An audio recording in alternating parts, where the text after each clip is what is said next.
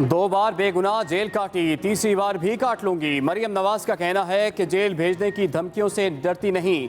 Media से गुफ्तगू में कहा कि नैब ने इतना मुज़क्का-खेज़ बयान दिया कि उन पर खुद मुकदमा होना चाहिए। नैब ने मुझे तलब किया जहां मुझ पर कातिलाना हमला किया गया। नैब के दरवाजे के बाहर मेरी गाड़ी पर लेजर गन से हमला किया गया। अगर बार बार निशाना बनाया तो मुस्लिम लीग नून खामोश नहीं रहेगी। आइन में खुफिया वोट का जिक्र है, खुफिया कैमरों का नहीं।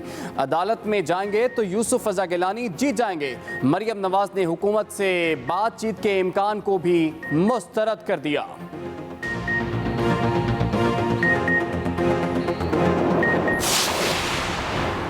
मरियम नवाज की जमानत मनसूखी होगी या नहीं। नैब की दरख्वास्त पर आज लाहौर हाई कोर्ट का 2 रुकनी बेंच जस्टिस सरफराज डोगर की सरबराही में समाअत करेगा।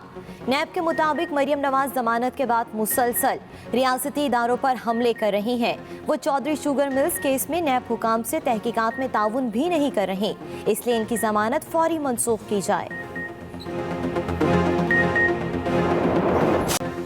मुल्क भर में कोरोना ने मजीद 29 जानें ले लीं। जाँ बहक अफराद की मजमूई तादाद 13,537 हो गई।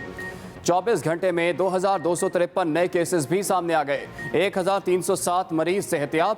कोरोना के फाल केसेस की तादाद बढ़कर 22,038 हो गई। 60 साल से ज़्यादा उम्र के अफराद की वैक्सीनेशन का अमल भी जारी। लाहौर में कायम एक्सपो सेंटर लाहौर में 60 साल से ज़्यादा उम्र के अफराद सिर्फ शनाख्ती कार्ड दिखाकर भी वैक्सीनेशन करवा सकते हैं। उधर कराची में जारी नेशनल विमेन फुटबॉल चैंपियनशिप में कोरोना मुस्बत केस आने पर इवेंट को रोक दिया गया।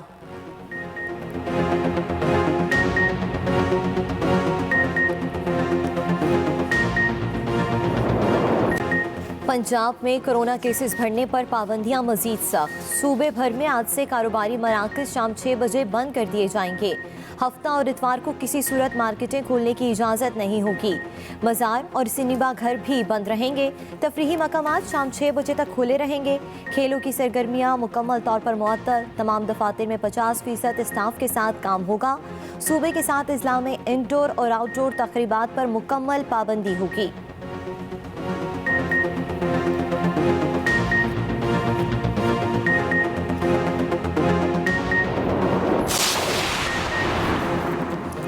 खैबर पख्तूनख्वा के 7 अजला के लिए नए कोरोना SOPs जारी। मर्दान, नौशहरा, एबटाबाद, सवात, सवाबी और मालाकंड में मार्केटें 8 बजे बंद करने का फैसला। शादी हॉल्स और रेस्टोरेंट्स में इंडोर तकरीबात पर मुकम्मल पाबंदी। सकाफती तकरीबात, खेलों के इनेकाद और मज़ारात में दाखिले पर भी पाबंदी होगी। अद्वियात, बेकरी, किराना और दीगर ज़रूरी अशिया की दुकानें खुली रहेंगी। उधर आज़ाद कश्मीर के इलाके मीरपुर में तालीमी इदारे और पब्लिक ट्रांसपोर्ट 2 हफ्ते के लॉकडाउन के बाद खुल गए, लेकिन शादी हॉल, सियासी और मजहबी इज्तिमा पर पाबंदी मजीद 15 दिन जारी रहेगी।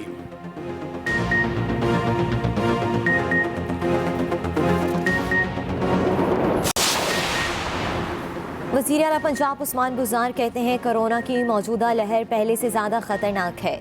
मुतलका हुकाम नए SOPs पर हर सूरत अमल दरामद यकीनी बनाएं। आवाम की ज़िंदगियों के तहफ़्फ़ुज़ पर कोई समझौता नहीं होगा। शहरियों की ज़िंदगियों को महफूज बनाना अव्वलीन तरजीह है। बुजुर्ग शहरियों को कोरोना वैक्सीन लगाने का काम मज़ीद तेज़ करने की हिदायत। कहते हैं सूरत हाल बेहतर होने पर पाबंदियाँ नरम की जा सकती हैं।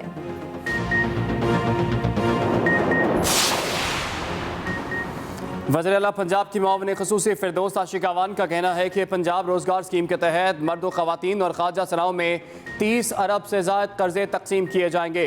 मंसूबे से वज़ीर आज़म इमरान खान के विजन के मुताबिक रोज़गार के मौक़े पैदा करने और बेरोज़गारी पर काबू पाने में मदद मिलेगी, लेकिन PDM के सियासी बेरोज़गारों की बेरोज़गारी में मज़ीद इजाफ़ा होगा।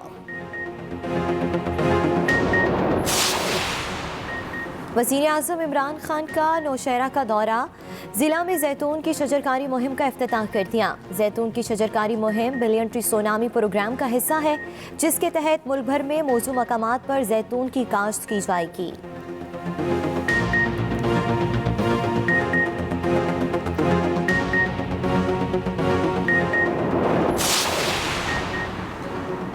पाकिस्तान स्टॉक एक्सचेंज में कारोबारी हफ्ते के आगाज में 610 पॉइंट्स की तेजी।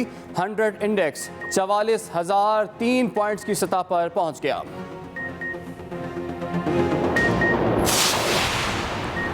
कराची में गुजर नाले के एतराफ़ तजावुज़ात के खिलाफ ऑपरेशन। इंतज़ामिया हैवी मशीनरी के साथ मौका पर पहुँच गई।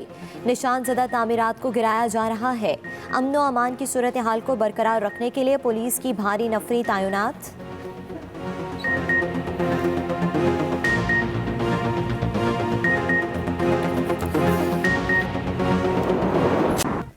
चीफ मिनिस्टर साहब, मिनिस्टर्स, ख़वातीन और हज़रात, सबसे पहले तो मैं शाह फरमान को ये जो इन्होंने ड्राइव किया है ऑलिव प्रोडक्शन, ऑलिव यानी जैतून की जो पूरी कोशिश की इन्होंने कई 2-3 साल से लगे हुए थे, मैं आपको इसलिए खराज तहसीन पेश करता हूँ कि ये जो ऑलिव्स, ये जो जैतून की प्रोडक्शन है, ये सिर्फ खैबर पख्तूनख्वा में ही इसका इम्पैक्ट नहीं जाएगा, इसका सारे पाकिस्तान में इम्पैक्ट जाएगा। तो पहले तो मैं आप सबके सामने जो पाकिस्तान के मेन चैलेंजेस हैं वो रखूं। सबसे बड़ा पाकिस्तान का चैलेंज फूड सिक्योरिटी। हम एक वक्त था कि गंदम एक्सपोर्ट करते थे। ये पिछले 2 साल में पहले हमने कोई 30 लाख टन इंपोर्ट की, इस साल 40 लाख टन गंदम हमने इंपोर्ट की। और उसी तरह चीनी का भी हमें इस बार इंपोर्ट करनी पड़ी। पहले से ही हम एडिबल ऑयल्स, जो घी, पाम ऑयल, हम वो इंपोर्ट करते हैं। तो जो आगे पाकिस्तान की बढ़ती हुई आबादी है, सबसे बड़ा चैलेंज फूड सिक्योरिटी है कि हमने कैसे अपनी आबादी को न्यूट्रिशन देनी है, खाना, उनकी ग़िज़ा कैसे, उनकी प्रोटीन, ये कैसे हमने एक गवर्नमेंट की सबसे बड़ी ज़िम्मेदारी होती है अपनी कौम को फूड सिक्योर करें। उसके लिए खाने पीने की इतनी हम चीज़ें दें कि लोगों की ज़िंदगी हम बेहतर कर सकें। दूसरा, हमारे पास मसला है फॉरेन एक्सचेंज का, फॉरेन एक्सचेंज रिज़र्व्स। हम जो दुनिया से इंपोर्ट करते हैं और जो हम दुनिया को एक्सपोर्ट करते हैं, उसमें बहुत फ़र्क है। अब कम हो गया है, लेकिन जब हमें गवर्नमेंट मिली थी तो पाकिस्तान की तारीख का सबसे बड़ा ख़सारा था। हम 60 अरब डॉलर की तकरीबन इंपोर्ट्स करते थे और सिर्फ 20 अरब डॉलर की एक्सपोर्ट करते थे। तो अभी हमारी एक्सपोर्ट्स बढ़ी हैं, हमने इंपोर्ट्स अपनी कम किए हैं, लेकिन ये भी आगे बहुत बड़ा हमारे लिए चैलेंज है। हमारा तीसरा चैलेंज क्लाइमेट चेंज। पाकिस्तान बदकिस्मती से उन 10 मुल्कों में है जो सबसे ज़्यादा, जो ये मौसम में गर्मी पैदा हो रही है जिसको क्लाइमेट चेंज कहते हैं, सबसे ज़्यादा वो 10 मुल्कों में पाकिस्तान भी एक है जो सबसे ज़्यादा मुतासर है। और फिर इसके अलावा हमारी एक बढ़ती हुई आबादी है और हमारे दुनिया में दूसरा नौजवान आबादी है, यानी सेकंड यंगेस्ट पॉपुलेशन है पाकिस्तान की। तो उनको हमने नौकरियां देनी है, रोज़गार देना है, ये भी बहुत बड़ा चैलेंज है। और फिर शहरों के अंदर हमारे बड़ी तेज़ी से पोल्यूशन बढ़ रही है, आलूदगी, तो ये भी चैलेंज है। तो ये जो हम अपने 10 अरब दरख्त, 10 बिलियन ट्री सुनामी, इसका क्या, सबसे पहले इसका मकसद ये है कि जो आने वाली आगे हमारी नस्लों को सब ख़तरा क्लाइमेट चेंज से है, इससे ये जो हम 10 अरब दरख्त लगाने का हमारा चैलेंज है, इससे हम अपनी आने वाली नस्लों की हिफाजत कर रहे हैं। हम उनकी फ्यूचर को प्रोटेक्ट कर रहे हैं, अपने बच्चों की फ्यूचर प्रोटेक्ट कर रहे हैं ये सारे मुल्क में दरख्त लगाने के लिए। तो जितने भी हमारे जिनके बच्चे हैं उनको इसलिए शिरकत करनी चाहिए अपने बच्चों के लिए। जो नौजवान हमारे हैं उनको अपनी मुस्तकबिल के लिए इस 10 अरब tree tsunami, 10 billion tree tsunami में शिरकत करनी चाहिए। ये आगे मुल्क की, ये सारी दुनिया में क्लाइमेट चेंज बहुत बड़ा इशू बन गया, लेकिन हमारा मुल्क क्योंकि ज़्यादा वनरेबल है, ज़्यादा ख़तरा है, इसलिए इसमें सबको शिरकत करनी चाहिए। तो ये जो आज हम ये ऑलिव प्लांटेशंस की ये जो जैतून के दरख्तों की हम पूरा ये आज प्लांटेशन कर रहे हैं इतने बड़े इलाके के अंदर, इसका एक तो ये मकसद है कि हम अपने मुल्क में शजरकारी कर रहे हैं। दूसरा मकसद कि जो जैतून है ये इससे फ़ॉरेन एक्सचेंज आ सकता है। जिस पैमाने पे हम यहाँ जैतून के दरख्त लगाने जा रहे हैं, तो बजाय पाकिस्तान इस वक्त अपना कीमती डॉलर्स अपने खर्च करे बाहर से एडिबल ऑयल्स इंपोर्ट करने के लिए, अगर हम कामयाबी से ये पूरी तरह जो अब हमारा प्लान है सारे पाकिस्तान उस इलाके में जिधर जैतून लग सकता है और खैबर पख्तूनख्वा के अक्सर इलाकों में लग सकता है, ये जो दरिया सिंध है इसका जो राइट बैंक है सारा सुलेमान रेंज तक ऊपर कबायली इलाका, ये सबसे बेहतरीन इलाका है जैतून के दरख्तों के लिए। और वो इलाके भी ऐसे हैं कि और कुछ ज़्यादा उग भी नहीं सकता वहाँ। वो जो सारा सुलेमान के जो पहाड़ हैं वज़ीरिस्तान के अंदर जो मैं ख़ुद देखे हुए, उधर और ज़्यादा चीज़ें उग नहीं सकती। तो जैतून के लिए वो सबसे बेहतरीन इलाके हैं।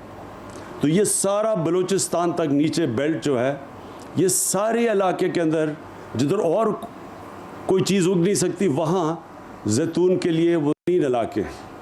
तो ये जो हमारा ये जब हम ये जो कर रहे हैं आज हमने शुरू किया है, और ये सारे पख्तूनख्वा के अंदर और अभी पंजाब के कई इलाकों में और बलूचिस्तान में भी जो कर रहे हैं, इससे पहले तो उन इलाकों में जिधर कुछ उग नहीं सकता उधर वो दरख्त उगेगा जो अगले 100 साल तक, यानी इसकी बड़ी लंबी उम्र होती है जैतून के दरख्त की। तो ये हमेशा के लिए हमारे आने वाली नस्लों के लिए ये एक ऐसी चीज़ बन जाएगी, क्योंकि इसका जैतून तो दुनिया में हम एक्सपोर्ट भी कर सकते हैं, इसके बड़े फ़ायदे भी हैं। ये बेहतरीन कुकिंग ऑयल है, इसके कुरान शरीफ में इसका ज़िक्र है जैतून का। तो इसके वो फ़ायदे हैं जो कि अभी तक हमारा अल्लाह ने हमें इतनी नेमतें दी, इस मुल्क में इतनी 12 मौसम दिए, लेकिन हमने फ़ायदा नहीं उनका उठाया। तो ये उसका अगला स्टेप है। फिर रोज़गार, ये जो शाह फरमान ने बात की, इन इलाके में हम नौजवानों को उनके साथ मिलकर रोज़गार दे सकते हैं। हम ये जो इसकी प्रोसेस के अंदर बड़े नौजवानों को नौकरियां मिल सकती हैं। ये जो इलाके हैं जैतून के, इन्हीं नौजवानों को हम इनके साथ बिज़नेस भी मॉडल कर सकते हैं, इनको निगहबान बना सकते हैं। जिस तरह के बिलियन ट्री सुनामी में उन इलाकों से हम लोगों को लेते हैं, वो पहले उसी इलाके के होते हैं, पहाड़ी इलाके के, फिर वो अपने दरख्त भी बचाते हैं, उनको पैसे भी मिलते हैं, नर्सरीज़ भी उगाते हैं। तो इससे एक पूरा एक रोज़गार का सिस्टम बन जाएगा नौजवानों के लिए। और जो हमारे लिए बड़ा इम्पॉर्टेंट है कि हमारा डॉलर बचेंगे, हम इसको एक्सपोर्ट करेंगे। हम बजाय एडिबल ऑयल इंपोर्ट करने के हम बल्कि एक्सपोर्ट कर सकते हैं। हम तो जो हमने ये पोटेंशियल देखा पाकिस्तान का, स्पेन में बहुत ज़्यादा वो जैतून का तेल एक्सपोर्ट करते हैं, तो हमारा तो स्पेन से भी ज़्यादा पोटेंशियल है। हम तो दुनिया के टॉप